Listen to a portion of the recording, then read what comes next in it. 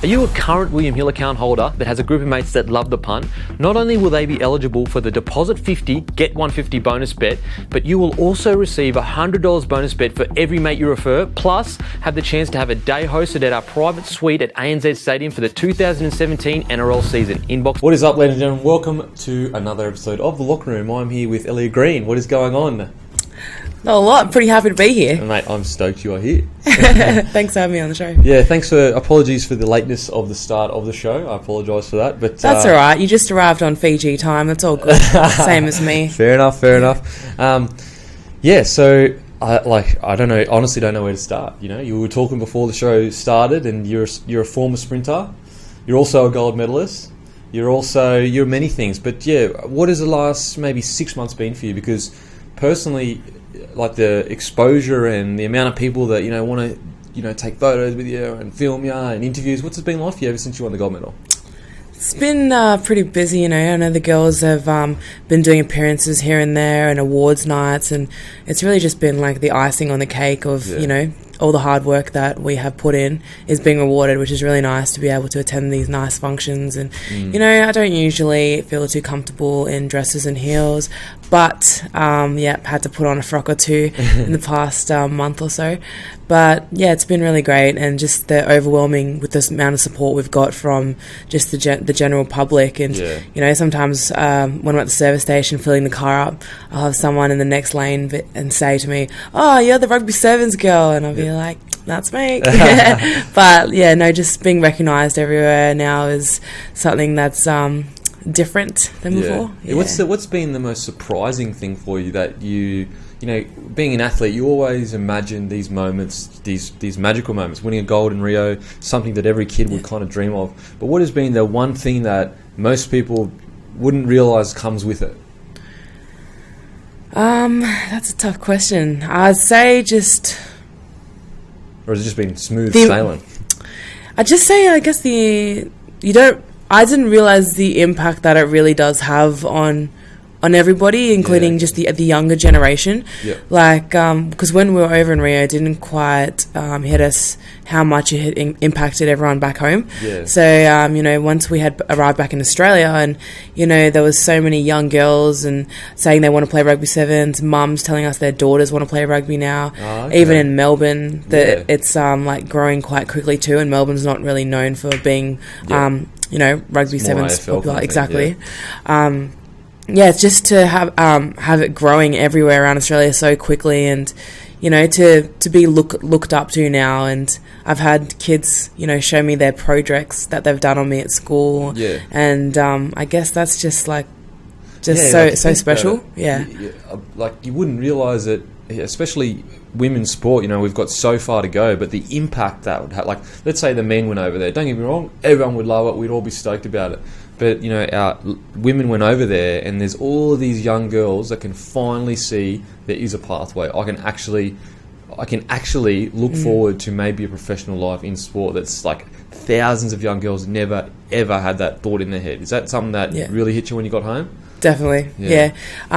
Growing up, I looked up to Carmelita Jeter, who's a USA sprinter, one of the fastest women in the world. Looked up to Kathy Freeman, one of so good. The greatest Australian icons in sport. And I've always wanted to be that person that young kids would be like, I could be like her one day, or I want to be like her one day, or I could achieve that. I could go to the Olympics and get a gold medal in rugby sevens.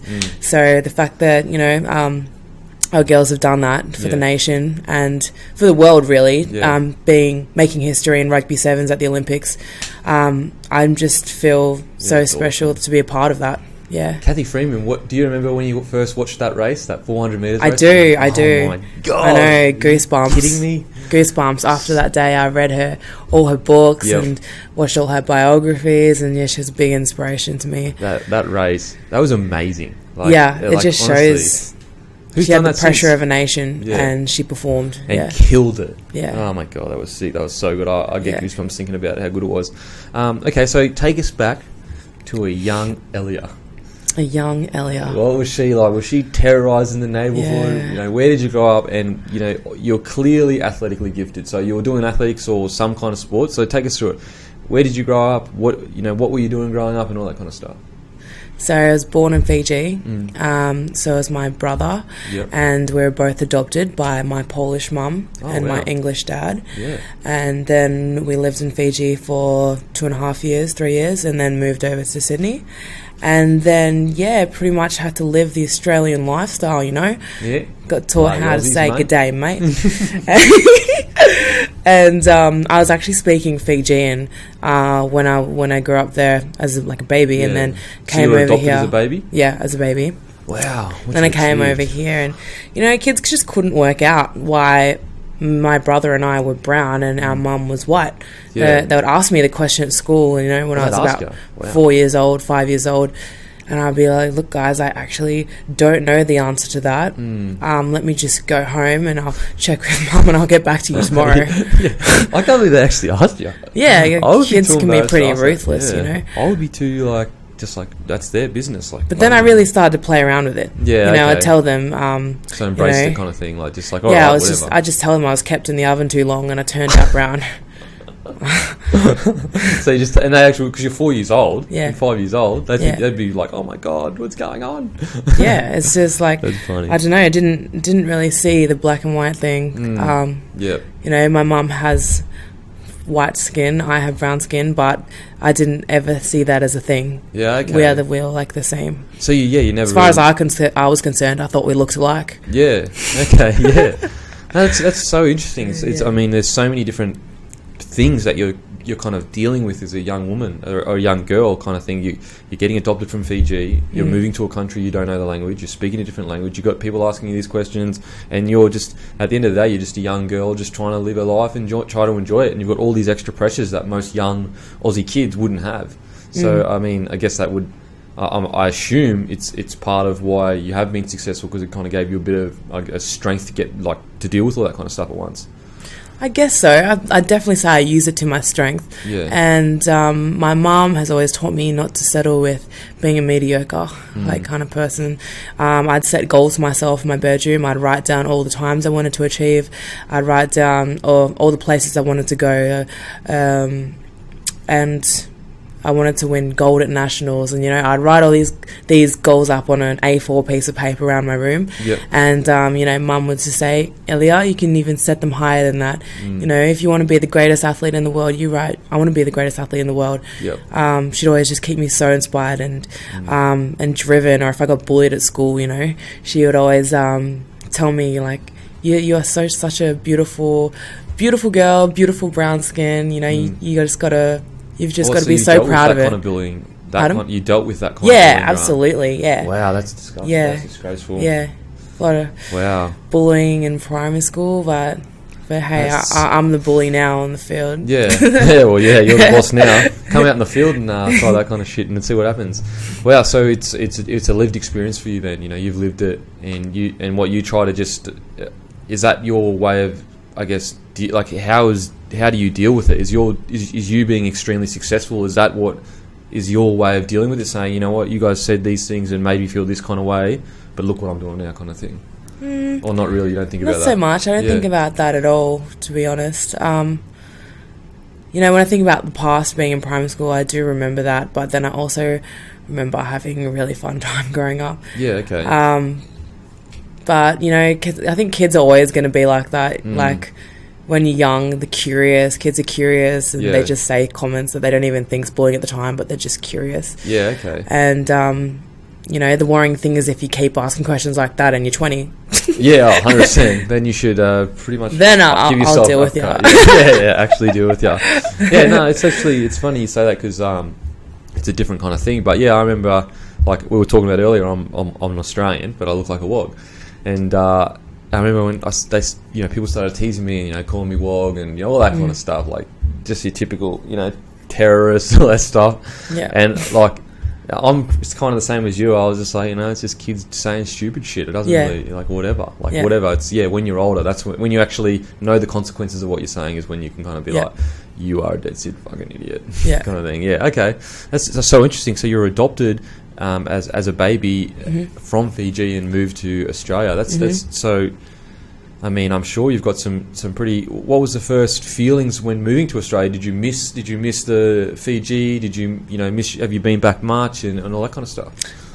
So moving over here, can't really remember a lot, but my dad is a journalist. He actually was a commentator for the Olympic Games back in his time. He's passed away now, but he was did journalism for Channel 9. Yep. He was an Australian rally driver as well. Oh wow!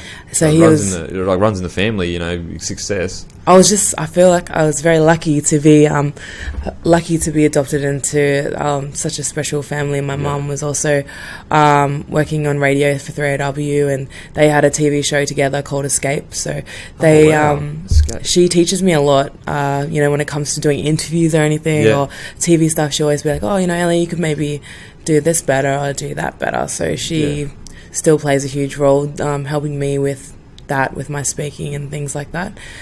But growing up, they were very busy with their careers doing that and juggling 2 Fijian babies. Yep.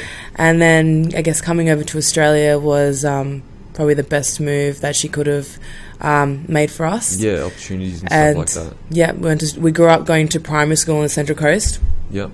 In New South Wales, and then we did high school in Melbourne, and then I came back to New South Wales for rugby sevens when I was 19. Okay, so you were in Melbourne doing athletics and that. So I was sprinting for Victoria mostly. Okay, so Victoria, yuck, I'm a Queenslander. Right. You guys, when did you know that you were athletically gifted? Like for me personally, I knew I was athletically gifted at quite a young age. Like I knew that I was good at sport. When was that similar for yourself? Were you just always good at it? I guess, I just loved it. Yeah. Yeah, in kindergarten, my mum came to watch me at the school athletics carnival, and she was watching from the stands, and, sometimes she wasn't watching, though. She was chatting to people, because my mum's a real chatter. Oh, chatter. And I was like, I kept looking at her at the starting line. I was like, you better watch Mum, are you watching me? Like, I'll be watching, to see if she was watching me. Yeah. And then even throughout the whole race, I was looking at her. I kept checking, and I think as of that day, she knew I just loved running, and I knew I loved it. So she signed me up to the little athletics club, and from there it just became my life. I was just wanting to go home and train. I was just so you really enjoyed I was the training? Obsessed. Really? Because I had a picture of this athlete, right, called Carmelita Jetta. Yeah. And she has the biggest legs I've ever seen, 6-pack, biceps, everything, just the definition of like a strong as woman, similar physique to Serena Williams, but more of a sprinter physique. She's a machine. Yeah. So similar physique to her. Biggest idol to me. I have a picture up of her on my wall, even in primary school, and I would do like sit-ups, push-ups. Really? Mum bought me barbells. And this is before it was like cool to do that as well. Yeah, I think I was cool like 10, 11 years old, and I would be obsessed. Yeah. Because like now it's cool, it's cool for women to be fit and healthy, but 10 years ago, it wasn't cool. It was just like an underground thing, like to be a sprinter and that you were a sprinter. And I knew my friends weren't doing what I was doing, but I knew that it was like what I wanted to do. Wow, that's amazing. So so from a very young age, you aspired to be. Have you met her? Have you had a chance to meet her? I haven't actually gotten to meet her. Wow. What would you do if you did? Will you be starstruck, you reckon? Or no, you've seen enough stars now that you can kind of get used to it? Oh, I just love to hear her story and how she even, how she got to where she is. And I just would love to tell her that she is what drove me as an athlete growing up. Oh, wow, that's amazing. At such a young age. So when did you start, you started doing little athletics, and when was it you started making state and going to nationals, and when did that all start happening for you? So I made my first nationals when I was 14, and then every year from there, then I started to run against open women when I turned 17, and then I got offered the rugby sevens gig when I was 19, and went on tour for the first time in Houston, Texas at the end, when I was 19. And so when you were 14, you made your first nationals. How'd you go? What'd you come? What was your, what was the... Can't even remember, to be honest with you, but all I can remember is being so nervous that I wanted to pee my pants. And I just felt like I was really just an outsider. Like I don't know, I felt so different to the other girls. Really? I had like there wasn't many dark girls in the track. Had this big afro. And, you had an afro? Yeah, I had mad, a big that's afro, sick. and like I was probably one of the only brown girls in the track, and I don't know, I was so nervous and I felt so different to everyone else on the track, and I don't know, I guess athletics can also not be the friendliest field. It's very individual. Right. You know, a lot of athletes just, you know, very focused into what they're doing. It's not, you know, but I'm just like friendly Fijian kind of girl. I'm always like socializing and like, hey, how you going? Like, you know, always real chatty, but you know, they're not really like that in athletics. So I came over to rugby sevens, and it was so fun to be around so many fun faces, and like, you know, all these girls are considered one of my closest friends. And that's I guess one of the highlights of being in a team sport. You get to be with your friends every day.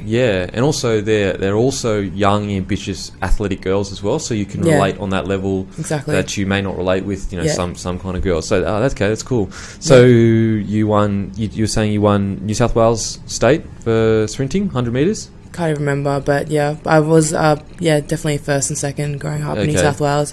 And then you came second, Victoria. You came second in the world for youth?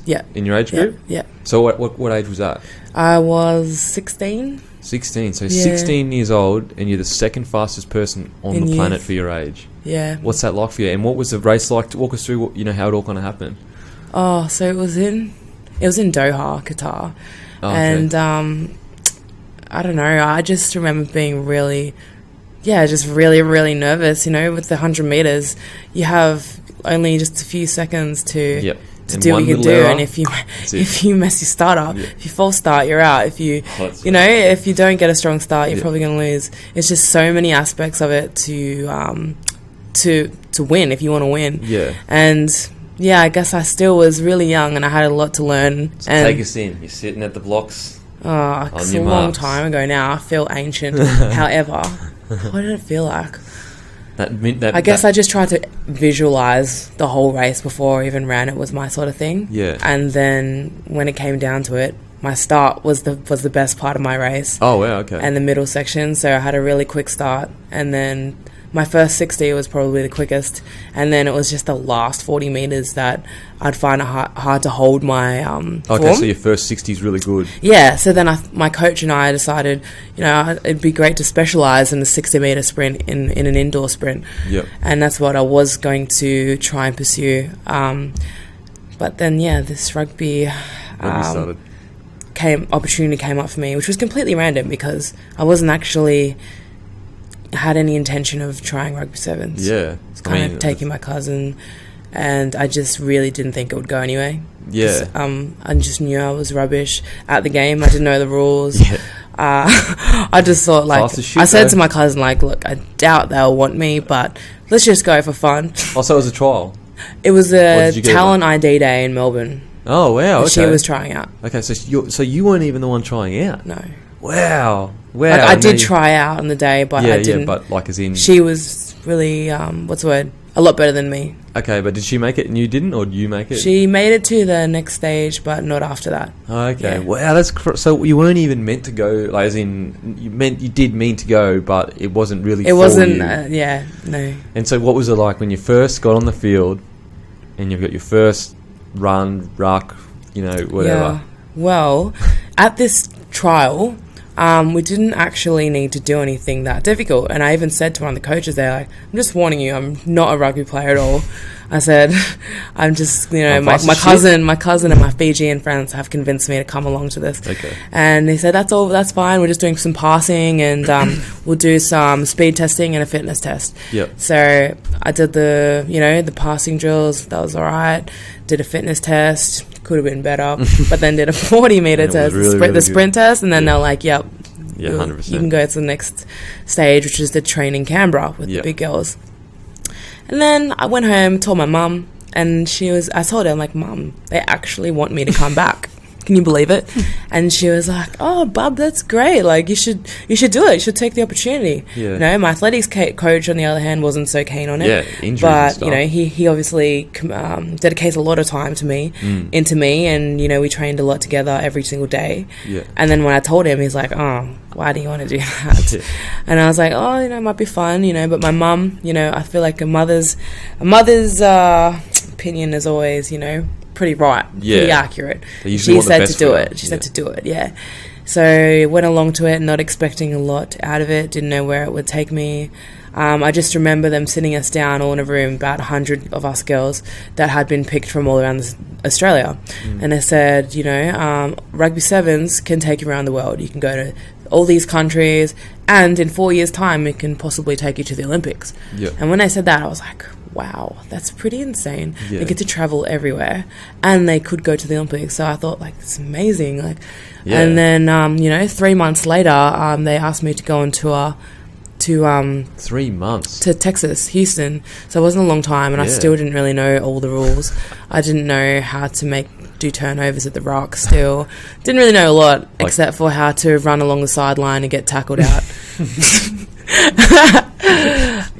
But yeah, I guess it was the most daunting thing, going to train with the Aussie Sevens girls after that trial, because I was thinking, even like, I feel like I don't belong here. I'm very lucky to be here, but I also feel so intimidated because you know, this is their game. I don't know. So they were already they would have been already a squad together. Yeah, they were kind of like a squad then. I was going in to try out to be in their team, and it was daunting. And as I said, all I knew how to do was how to run. And my mum sent me off, and she said, Ellia, when you get that ball, you just don't let a single girl catch you. And you know, and then maybe you'll be able to get past with that. Yeah. And you did. Yeah, then just had to learn the rules and everything else. And so, do you remember your first maybe training session with the Aussie girls? Were you like, was it just like, man, this is too much information, or was it just like whatever? I don't know. I'm a bit airy-fairy sometimes, and when there's too much information coming into me, I kind of just zone out. So I think in the end, I just literally went with mum's advice, just run. Yeah. So yeah, it was all a bit of a blur, because I think I was just so nervous to be there and everything. But you know, there was quite a few Islander girls there that I knew and made friends with, and I'm still very good friends with to this day. And I just remember it being so, like, a lot of fun as well. Yeah, couldn't believe how fun it was when trying a new sport. When you went to Texas, was it Texas? Yeah. What was that like for you? That would have been crazy. I mean, you wouldn't have never been in America before. No, I hadn't been to the States before. No, so well, you know, they're not a huge rugby country at the time. I didn't, like, you know, half of the people there at the airport, when the Aussie girls would arrive, they were saying like, "Oh, what y'all here for?" And then we're like, "Oh, we're playing rugby." That's a really good American accent. Rugby sevens, and they're like, "Oh, y'all play rugby, like rugsby or something like that." They wouldn't even say rugby. Yeah. They'd say, "You'll play rugsby," and I was like, "Rugby, yeah." And like, you know, they just obviously aren't a very popular rugby nation. Yep. However, they are now. You know, they have quite. It's definitely quite a solid men's and women's team, very athletic. But I remember going to the States, it was just like very daunting. I didn't really know how, how to go about on tour. You know, touring as a team is very different to like traveling, you know, as an individual. Yeah, definitely. There's more rules, and you know, I had to learn, you know, all the just all the rules of being in a team, I guess. Like etiquette of like dealing with exactly groups of girls. And, exactly, that's right. And, you know, like just being strict on myself with the uniform and everything. And being on time is, you know, always not one of my strengths. Oh, really? Isn't it on your strength? You were good today. I'm better now, but I guess back then it's so important to be punctual, and I've learned 100%. That now as a professional. It's really important to be punctual. Oh, definitely. That's something like I've slowly faded out of me, but when I was playing footy, I was like always early. Like if you were early, you were late. Like if you were the latest early person, you were late. Yeah, it's weird that it must be all like high end professions that are similar to that. Being punctual is so important as to your, I guess, dedication to whatever you're kind of doing. But okay, so when was the moment for you with rugby when you were like, wow, I'm loving this, and I'm actually pretty good at, like, I go all right at this kind of thing? When was the moment? Yeah, when was that moment for you? When you started to get the rules and everything started to click into place for you? I don't actually recall having a moment like that. Yeah. All I knew is that I loved playing. I loved the excitement of it. Yeah. I loved the adrenaline. I loved that it's like you really get isolated. So I love that you can just like be one-on-one with someone and have to run around them. I loved that aspect of the game. And growing up, it's pretty rough with my brother, so I wasn't scared to take a hit or two or to make tackles. Any stories with your brother growing up? Charlotte was saying that she actually they used to box with gloves against each other. Is there anything like that for you? No, there's actually just so many. Really? He accidentally shot me with a nail gun one one time. How does in the that backyard. happen? I still haven't got one back on him for that, but he shot me with a nail gun. How did he shoot you? What were you doing? He was just playing with a nail gun. And you just went, kadoosh. And you were just like, yeah. Oh my fucking And God. then, but one time, I got my revenge. Yeah. And I was chasing him around the house, and I pushed him into a heater and singed his leg. I did feel really bad. I felt really bad. But you got him back for the nail gun. I mean, getting shot with a nail gun is pretty bad. I mean, it was some pretty, like, it wasn't, the little pushy sort of thing or tug of the hair. It was pretty brutal sometimes. But yeah, he's a very good brother. Yeah. Very good brother. What's he doing now? Is he athletic as well? Or is he grew up playing rugby as well. He actually taught me. It's really funny. We actually used to play... Like we used to pass the ball together because he played rugby growing up when he was in high school. And before I even knew about rugby sevens, he taught me how to pass. Yep. And he said and he actually became a good passer growing up because he used to teach me how to pass properly. And then he said, you know what, bub, you could play for Australia one day. Like, you could play rugby for Australia one day. And I was really?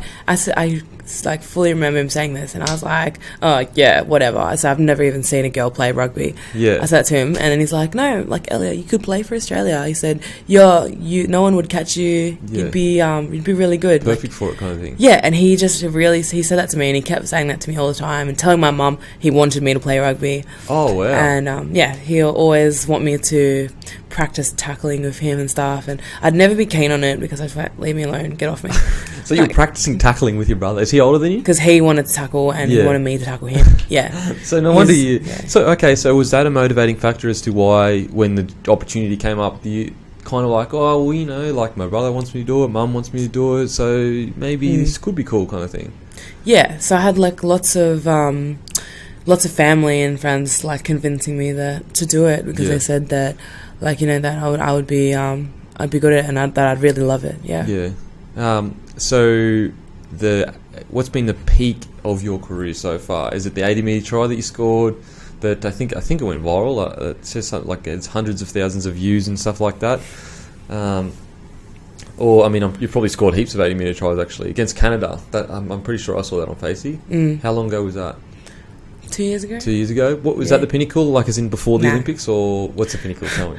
I would say just standing on the podium of getting the gold medal around our necks at the Olympics. Yeah. I just had flashbacks my whole life go in front of me. When you were up there, you were just thinking of everything you've been through. I couldn't even tell you what it's like to be on the podium right now because it was a blur. But all I know is to stand there was just phenomenal. Like it was...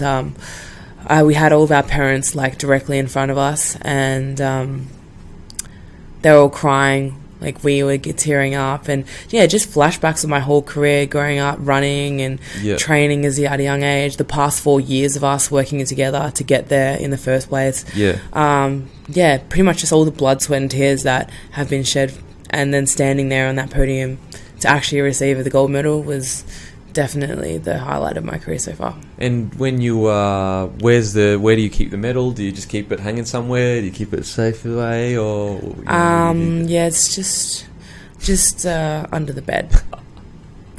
Any robbers don't look under the bed. Well, they'll have to go through me first. Okay, so just waiting at the door. Eventually I will put it away, but maybe I don't know. I'm so bad with, maybe I'll give it to my mum. I haven't really thought that far. And so when you come home and you got the medal and you show your family, what's that phone like? When you speak, they were there over there with you actually. So when you had your first conversation with your family, to be adopted in Fiji, to come to Australia and win a gold medal, the chances of that and they're just so extremely small to be able to achieve what you achieved. Is that something that you thought about at all, or not really? It's just like, I won a gold medal, I've worked hard, kind of thing. Is it something that I thought I could achieve? Is that what you're saying? Yeah, like as in when you sit back and you think about it, and maybe you had a conversation with your family after about how happy you were that you'd won it, and I mean you look back on your life and a young kid that was adopted from Fiji, brought to Australia. There's no like if you had $1 million and someone said, who are you going to bet on? This kid that gets brought up in Australia and has all these opportunities, or this young kid that's got brought over from Fiji, hasn't been adopted. Obviously you'd always bet on the other one, but you managed to somehow against all the odds do that. What was that? Do you think about that? I do think that I'm very lucky, but you've also worked really hard. No, I was going to say it's I'm lucky to be given the opportunity. Yeah. But then again, to do what we do, it's definitely not luck. It's hard work. Yeah. It's making good choices. Some would say sacrifices, but we say good choices. Sacrifices. Yeah, like what's been your kind of... Well, my choice has probably been to, you choose to not have the greatest social life, going out. You don't go out as much.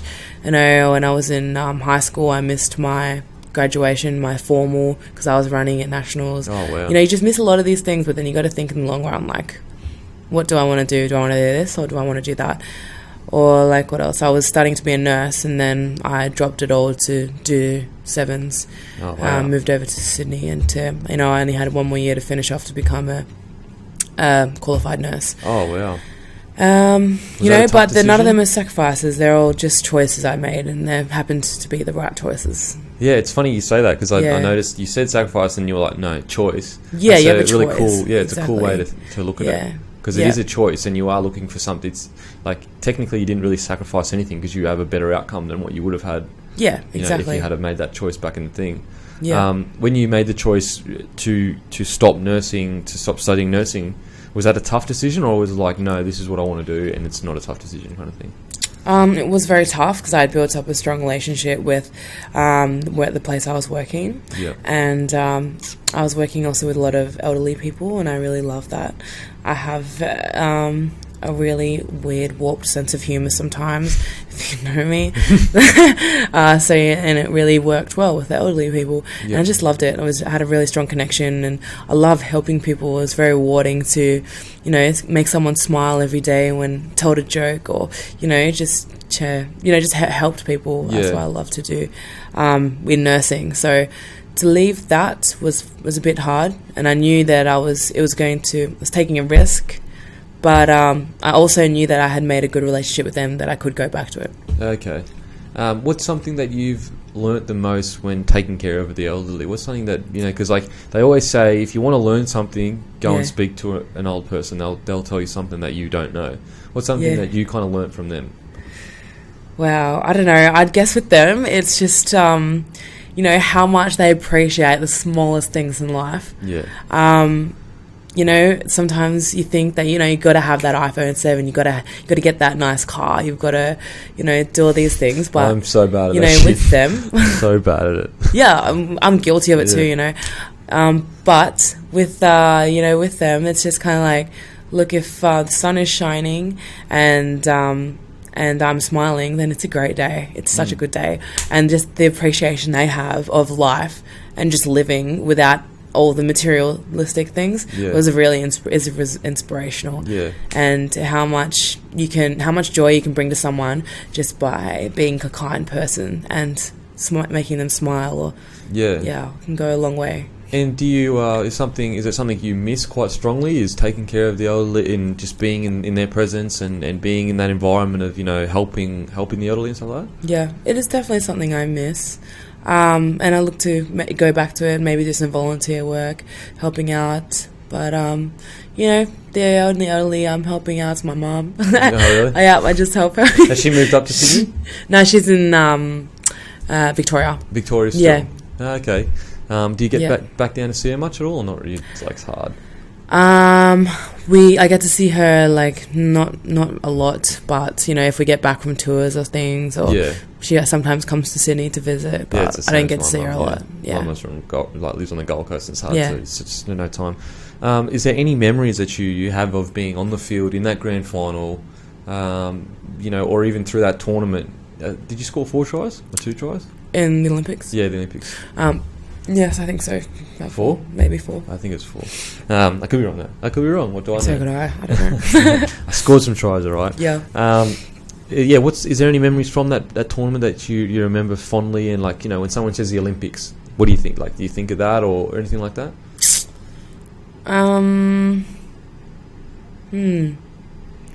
Didn't really think of. Was there any pranks any of the girls played on each other? Charlotte was saying things like that there was all these gamesmanship that your coach put you through, and like mental tests kind of thing. Was mental toughness. Yeah. Well, there was a lot of that, and it was all just a test. And she said to us that the team that will perform the best at the Olympics will be the one that can handle pressure, the one who can play the best under pressure.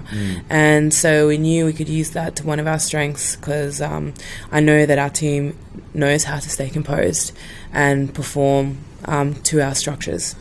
But I guess, being in the village was, I'd say a highlight, because it was pretty interesting. And we did, before the Olympics, we weighed up the possible distractions that could interrupt us from performing to our best. Players. Yeah, exactly. Then so some of them were like, obviously being distracted by some of the famous people in the village, being distracted by social media, distracted by, like, there's a whole list of things that could have been. Matters. So the fact that, exactly, diet, anything. So the fact that, we are very aware of those distractions.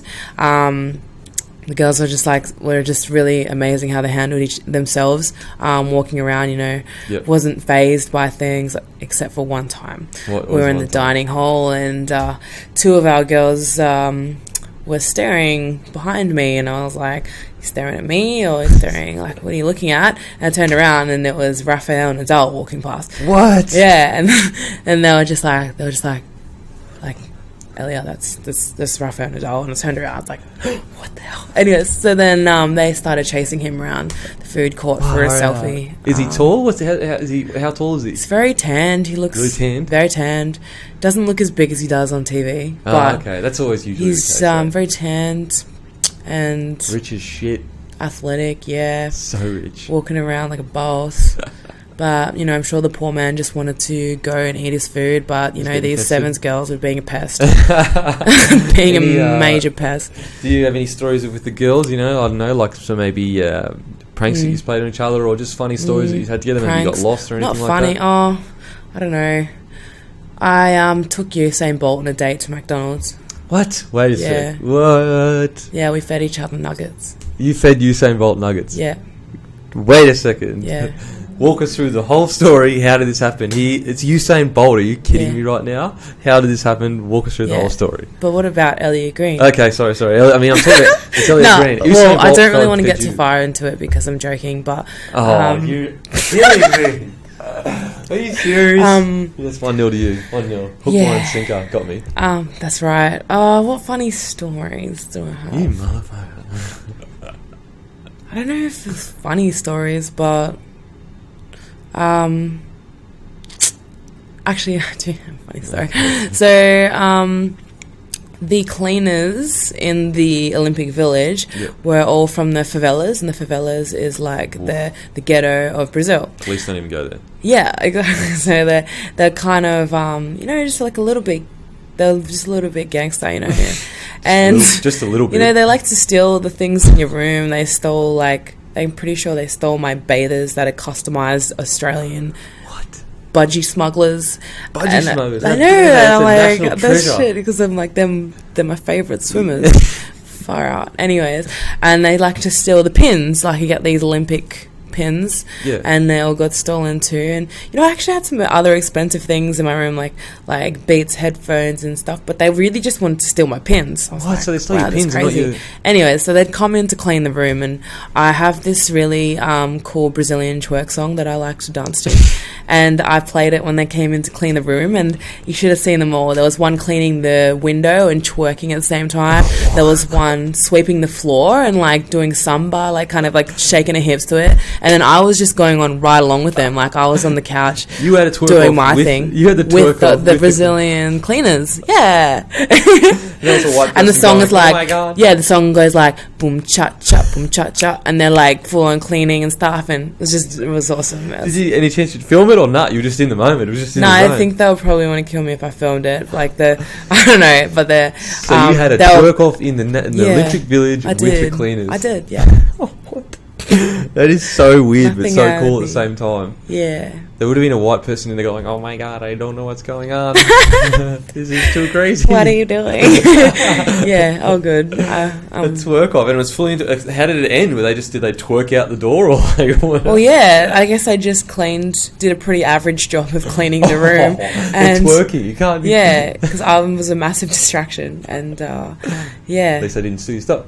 Pardon? At least they didn't steal your stuff. Yeah, that's right. So you had a twerk off with the Brazilian cleaners in Brazil in the Rio Olympic Village. Yeah, that was pretty fun. Yeah, actually. That's actually pretty awesome. That's pretty awesome to be able to say you've done that. Okay, so what about getting back with the girls? What did you do? Is there anything you do outside of playing footy, or is it just literally your life revolves around footy and that is it? Do you have any hobbies? Anything you like? Are you into hip hop or anything like that? Is there any? Because I'm a huge hip hop fan, kind of thing. But do you have any hobbies outside of that?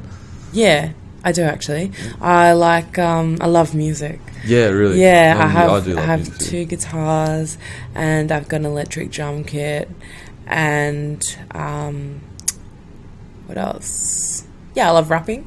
Oh, really? So Yeah. do you sing or anything, or No, just rap? no. If you What's your ask stage my name? team, they would say that I would break windows if I sung. But that's fine because I'm a rapper. So Exactly. You're like the Drake. Yeah. You can sing Yeah. a little bit, but mainly it's rapping that is your. no, don't even compare me. I'm sorry. I love Drake, but it's also a bit monotone, and I feel like I have more to offer. Oh, really? Wow. No, Okay, just I kidding, like just it. kidding, I like just it. kidding. I like it. Okay, so you're very you like music and stuff like that, and you play. Yeah, and I music. can bark like a dog, and Please bark I like a can dog. do. Really, it's a bit loud. Will it? Show me. I don't care. This is awesome. Really? Yep.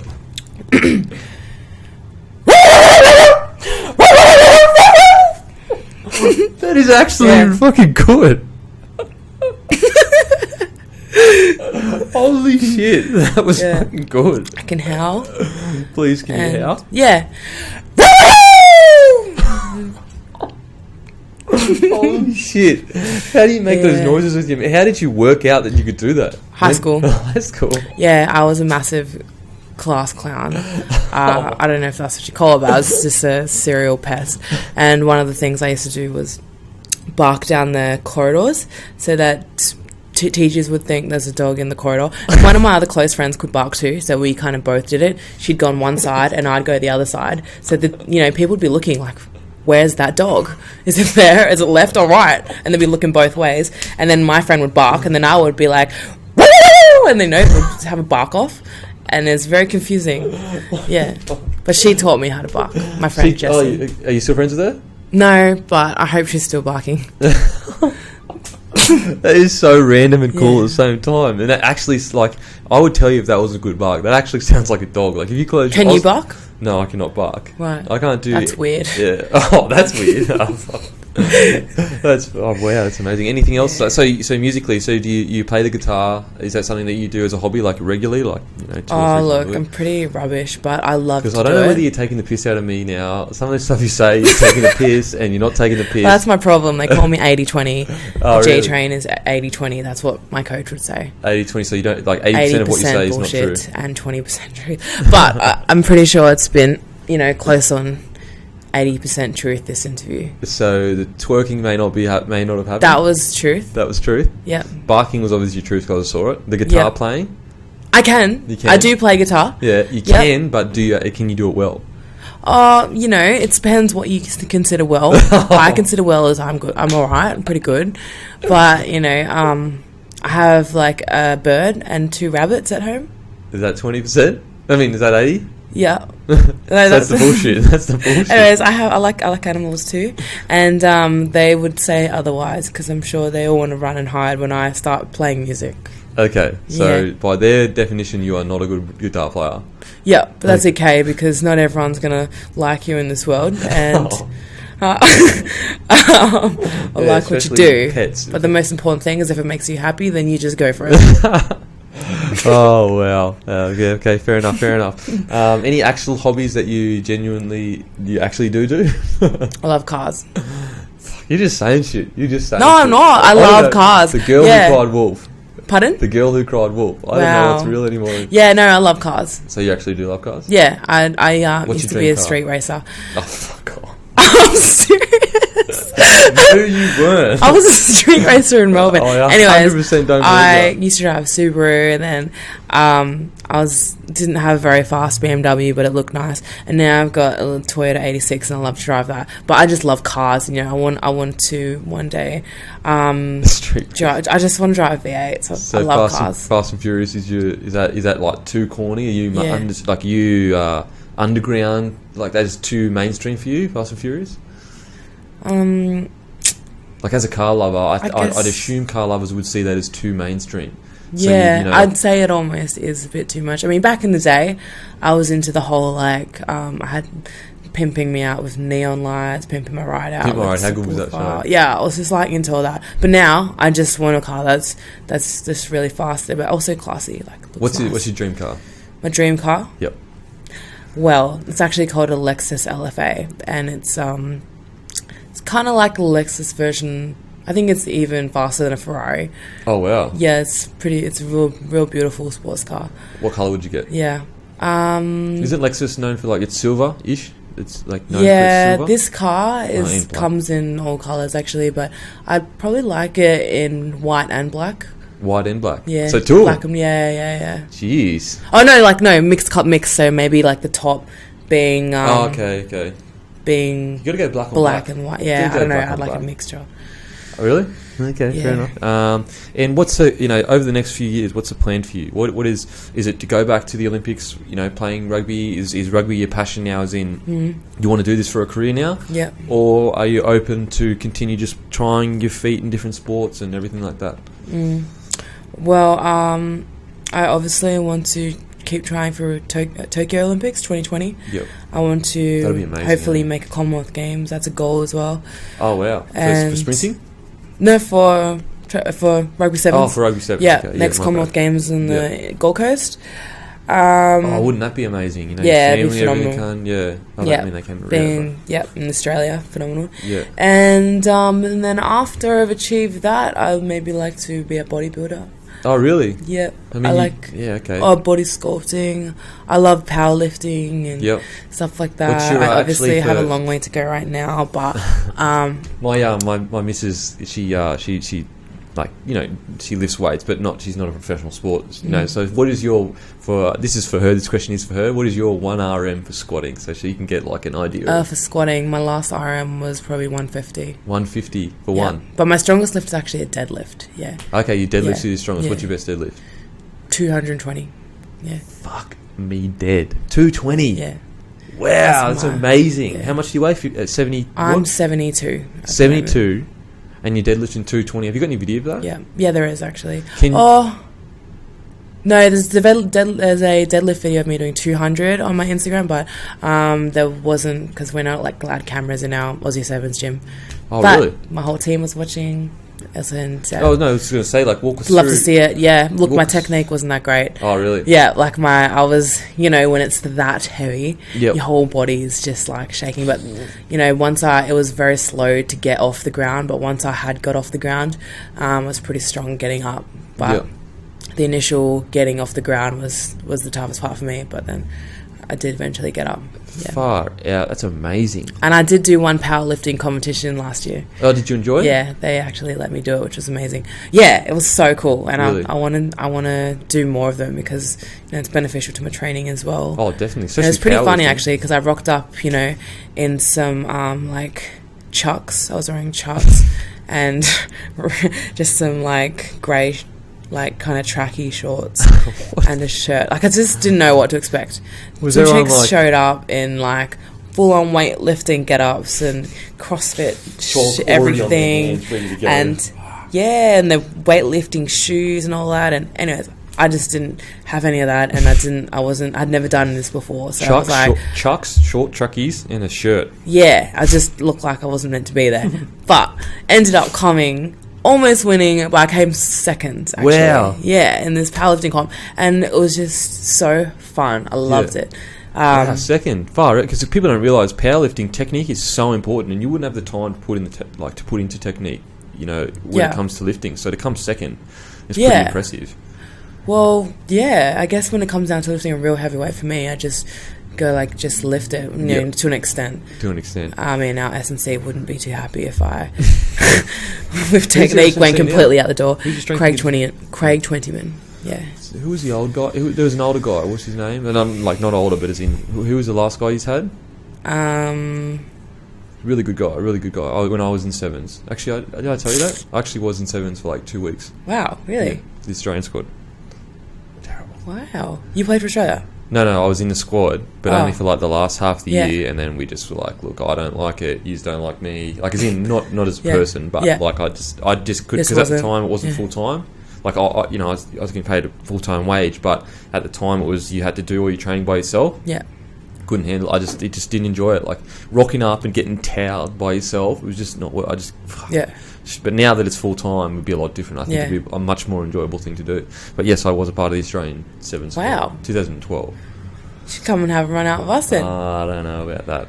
I'm too enjoying, just relaxing and having no pressure. Living the life. Okay, so those are all the things that you would like to achieve. Is that a real possibility for you going into weightlifting? Do you think? Because you could do that when you're 30, whatever kind of thing. Yeah, I guess later in life, because I'm pretty sure I'll be still, lifting weights and running when I'm an old lady. Yep. So I'd probably like to Old lady just yeah, I'll be bench pressing my walking stick if I have to. Yeah, I just it's just within me that that I love training and lifting and everything. So I also hope to be helping in charity work, and I'd like to be an ambassador for the UN, United Nations, one day. Oh wow, that's amazing! That'd be amazing. Because I also really wanted to be a travelling nurse. That's initially why I started nursing, because I wanted to be a nurse for the UN. Wow. And then obviously career changed. But, that would be also in the back of my mind, to be able to help people globally would be one of my long-term goals for the future. And I'd like to help kids in my position to be in orphanages and give them the opportunity that I've been given right now to do what I do. What's that like? Just from person to person. Being adopted. What does that feel like to you? Is that just something that you don't really think about much, or is it something that you think about sometimes and it's a little bit different? What is it like for you? I honestly don't even think about it it's anymore. just whatever. I don't think about it anymore. I guess growing up, I felt very lucky. Yeah. Felt very lucky, and I'd be teased as a young child. Kids would say, "Oh, you're adopted, so your parents didn't actually love you. They don't want you. You're an unwanted baby." And then I'd go home and I'd cry my eyes out. I'd say "Mom, these kids are saying that I'm an unwanted child," and she'd say to me, "You go to school and you tell them, actually, I'm very lucky because I was actually a chosen one, whereas your parents didn't have a choice." Yeah, it's a fair point. That's a fair point. And some of them might be accidents. Yeah. So it's a fair I don't know. fair point. She always gave me the best comebacks. Yeah. She also used to pack my lunch in a brown paper bag every single day, and the bag said "pleasantly brown" on it. Really? It must have been the brand of the paper bag, but it said "pleasantly brown," and she'd remind me every single day, "You are not black. You're pleasantly brown." So when the kids say like call you black or whatever, you just tell them, actually, my mum tells me I'm pleasantly brown. That was one of my things growing up. Wow, it's just so impressive, the things you have achieved, and you had all these odds stacked against you. So it's really impressive what you have and how you have turned out. I think everyone has a different story and something to be proud of. Yeah, but I mean, like from an outsider's perspective, they're pretty big odds. I personally have been extremely privileged growing up. Like I had food on the table every night and every opportunity that I could want for, kind of thing. So, ask all the guests this: favorite rapper of all time. Favorite rapper of all time. Far out. Look, I'd have to say Tupac. Tupac. Yeah. So much impact on the world. Yeah. All of his lyrical genius. Oh. And you know what I reckon? Yeah. I reckon that, let's say someone has maybe committed a crime or whatever. Yeah. And they've never heard the song Dear Mama. Yeah. If you play the song Dear Mama, and if they don't cry, they're a serial killer. Really? It's like, wow. That's a joke, obviously. Obviously joking.